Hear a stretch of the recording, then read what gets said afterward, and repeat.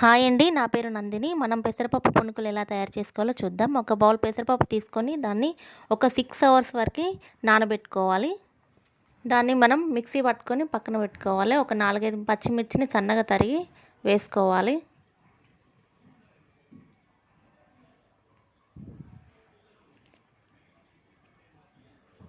ఒక పెద్ద సైజు ఆనియన్ని చిన్న చిన్న ముక్కలుగా కట్ చేసి దాన్ని కూడా మొత్తం వేసుకోవాలి.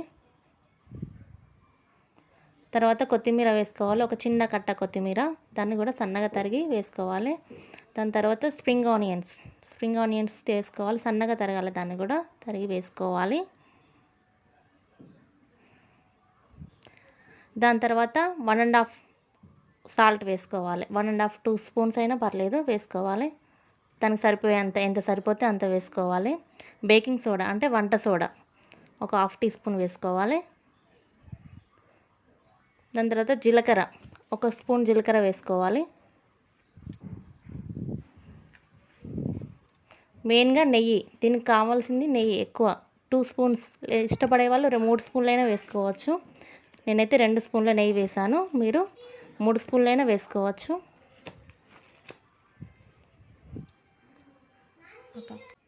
అన్నింటినీ మంచి కలిసేలాగా కలుపుకోవాలి.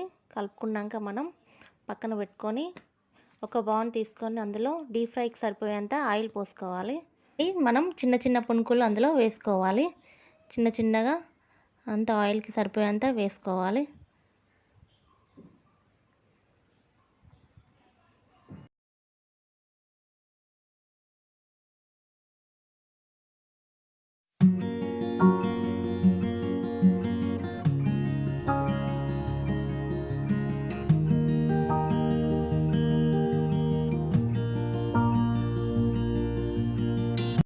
గోల్డెన్ కలర్ వచ్చేదాకా వేయించుకోవాలి. చూసారా, గోల్డెన్ కలర్ వచ్చేసాయి. దాన్ని తీసి మనం పక్కన పెట్టుకోవాలి. మిగతావి కూడా అన్నీ ఇలానే చిన్న చిన్న పునుకులు వేసుకోవాలి. మిగతా పిండి మొత్తం ఇలానే వేసుకోవాలి. బాగా వచ్చాయి, లోపల కూడా మంచిగా జాలిగా మెత్తగా సాఫ్ట్గా ఉడికాయి. ఇలా చేసుకోవాలి. పెసరపప్పు పునుకులు రెడీ అయిపోయాయి. మీరు కూడా ఇంట్లో తప్పకుండా ట్రై చేయండి.